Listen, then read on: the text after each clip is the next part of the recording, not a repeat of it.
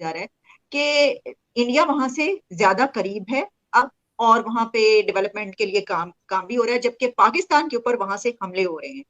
तो क्या ये एक डिप्लोमेटिक विन कहा जा सकता है उस तरफ से, और यहाँ पर डिप्लोमेटिक फेलियर है इसका? आप सब लोग इस नुकसान, इस दिवालियापन, इस खुलांचपन के जिम्मेदार हैं। हम जो हालात आज हुए, मुल्क बर्बाद हो रहा था और आप नीरू की तरह बांसुरियां बजा रहे थे। हमारे पास खरीदने के लिए कोई पैसे हैं नहीं। अहम खबर है, आईएमएफ के मुतालबात ने महंगाई का तूफान बर्पा कर दिया है। क्या ये एक डिप्लोमेटिक विन कहा जा सकता है उस तरफ से, और यहाँ पर डिप्लोमेटिक फेलियर है इसका? और इसी के साथ ये भी कि इससे मुझे तो ऐसा भी लग रहा है कि अगर पाकिस्तान और इंडिया के ताल्लुकात बहुत अच्छे हों तो ये पैसा जो दूसरे कंट्रीज को मिला है पाकिस्तान की मदद के लिए भी दिया जा सकता है। पाकिस्तान गवर्नमेंट जो है उनकी, उन्होंने इसको बड़ा वेलकम किया।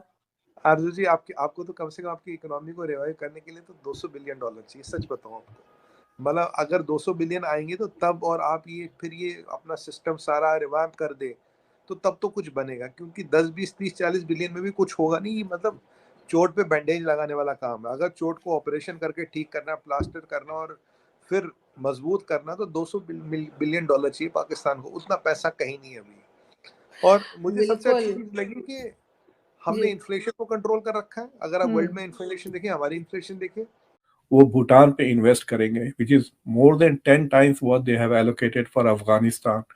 उसके बाद वो बांग्लादेश को भी पैसे देने वाले हैं, पाकिस्तान के लिए कुछ नहीं। उसके बाद नेपाल को काफी ज्यादा दे रहे हैं इस बार, 550 करोड़। फिर उसके बाद श्रीलंका को, और मालदीव, म्यांमार, मंगोलिया, पूरा अफ्रीकन कॉन्टिनेंट को। अच्छा, इसके ऊपर जो उनके सुहेल शाहीन है, तालिबान के स्पोक्स पर्सन, इंटरिम गवर्नमेंट जो है उनकी, उन्होंने इसको बड़ा वेलकम किया। उन्होंने कहा है कि जो बोथ कंट्रीज है उनके बीच टाइज जो हैं वो उससे बड़े स्ट्रांग होंगे और बड़े अच्छे ताल्लुकात इस पे बढ़ेंगे। मेरा आपसे सवाल ये होगा कि सर क्या सोच के जो है ये कदम उठाया गया, क्योंकि इसमें क्या पाकिस्तान की तरफ से अब ये फिर बात जो है उठाई जा सकती है कि देखें अफगानिस्तान में जो है वो हमारे खिलाफ काम हो रहा है, हालांकि वहां पर तो ये कंस्ट्रक्शन के लिए दिया गया है, लेकिन फिर भी क्या ऐसा कोई इशू रेज? जय हिंद दोस्तों। तो इस वीडियो में बात हो रही है कि भारत अपने पड़ोसियों की किस तरह से मदद करता है। जैसे कि हमने 4 बिलियन श्रीलंका को दिए थे, उसे बचाया जैसे तैसे, चीन के ट्रैप में पूरी तरह से फंस चुका था। और ये हालांकि हमारी मजबूरी है, क्योंकि हमारी पॉलिसी थोड़ी अलग है। अब जैसे कि रूस है, रूस ने यूक्रेन से कहा कि आप नाटो में मत जाइए, लेकिन रूस ने कहा हम तो जाएंगे। तो रूस ने कहा चलो ठीक है, तो तुम जाओगे, फिर हम हमारे हिसाब से देख लेते हैं। तो उसने हमला कर दिया। अब ऐसा भारत तो कर नहीं सकता अपने पड़ोसी देशों के साथ। तो इसीलिए अब मालदीव को देख ली एग्जाम्पल के लिए। मालदीव पूरी तरह से अब चीन के गुट में जाकर बैठ चुका है, लेकिन फिर भी हमने जब बजट आया था तो मालदीव के लिए जो पहले पैसे देते थे उससे भी ज़्यादा पैसे दिए। तो हम मदद देकर उनकी भावनाओं के साथ उन्हें इकट्ठा करने की कोशिश करते रहते हैं, क्योंकि हमारे लिए ही खतरा है। वहाँ पर अगर चीन का बेस बनता है तो उससे खतरा हमारे लिए ही है। इसलिए भारत इस तरह के काम करता है। और तो पाकिस्तानियों को उम्मीद है कि आज पाकिस्तान अगर भारत से अच्छे रिश्ते रखता तो शायद भारत उनकी मदद करता। फिर मुझे नहीं लगता कि भारत की मदद की इन्हें ज़रूरत पड़ती। अगर आप अपने नेचर को बदल लेते तो आपको भारत की मदद की ज़रूरत ही नहीं पड़ती। भारत से सस्ता सामान आप खरीद ही रहे थे, दुनिया से पैसे मांग रहे थे, वो दे भी रहे थे और मिलता भी रहता। अगर भारत को उंगली ना करो, अब आप भारत को उंगली करते हो, इसीलिए तो भारत ने दुनिया से कहा है कि यदि आप पाकिस्तान की मदद करते हो तो फिर हम अपने मार्केट से आपको बाहर करेंगे। तो स्वाभाविक है कोई देश आपकी मदद करने को तैयार नहीं है। और आप अभी भी उम्मीद लगाए बैठे हैं, पाकिस्तान के कुछ लोग तो, भारत से अगर अच्छे संबंध हो जाएं तो भारत हमारी मदद करेगा।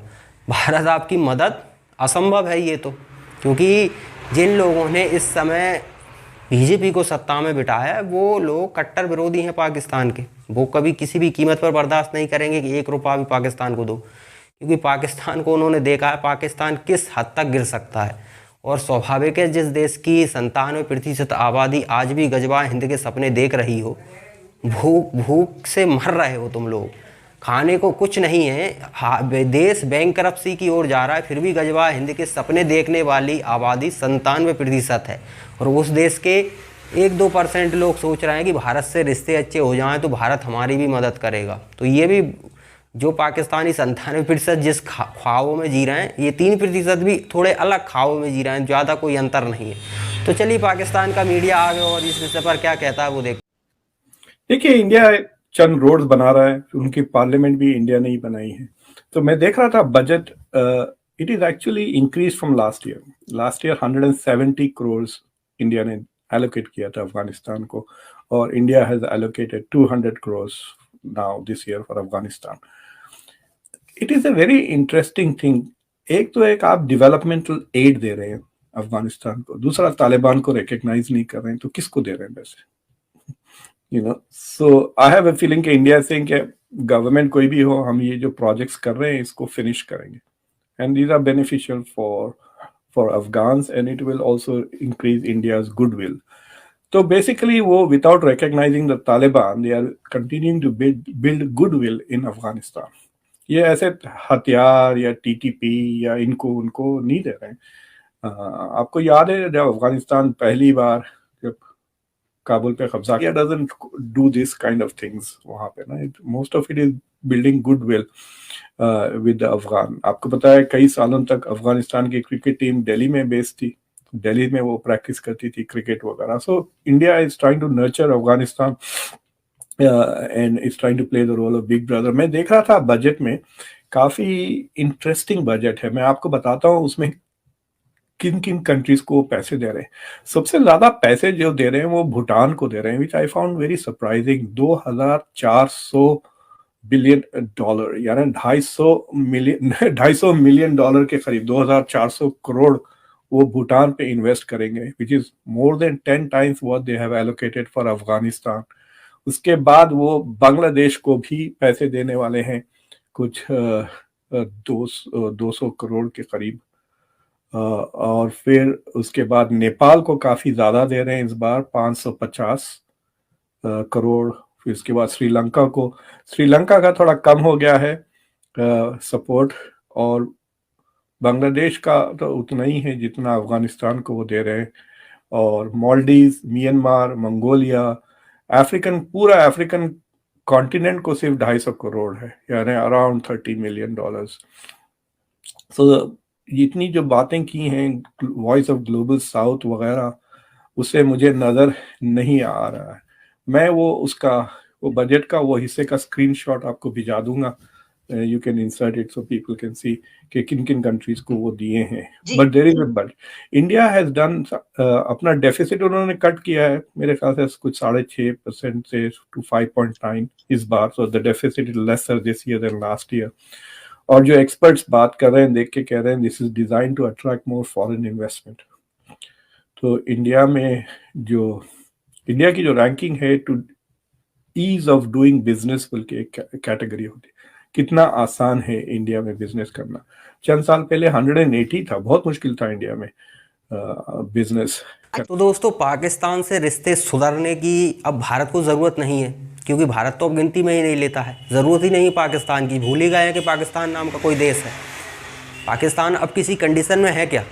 अब देखिए, कोई आतंकी हमला करने में कामयाब हो पाता है कि पाकिस्तान नहीं हो पाता. और डर भी है, अगर पाकिस्तान ने किसी भी तरह की हिमाकत कर दी तो इस बार तो बहुत महंगा पड़ जाएगा, क्योंकि 2 स्ट्राइक झेल चुके हैं ये. और अब तो भारत बहुत पावरफुल हो चुका है पहले के मुकाबले, और पाकिस्तान गर्क में जा चुका है.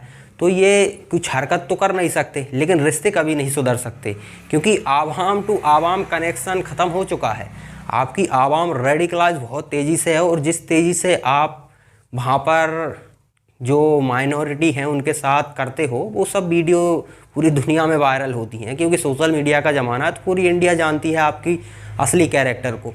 तो इंडिया के लोग कभी नहीं चाहेंगे, अगर कोई भी सरकार पाकिस्तान की तरफ झुकाव रखती है तो सत्ता से हट जाएगी, स्वाभाविक है.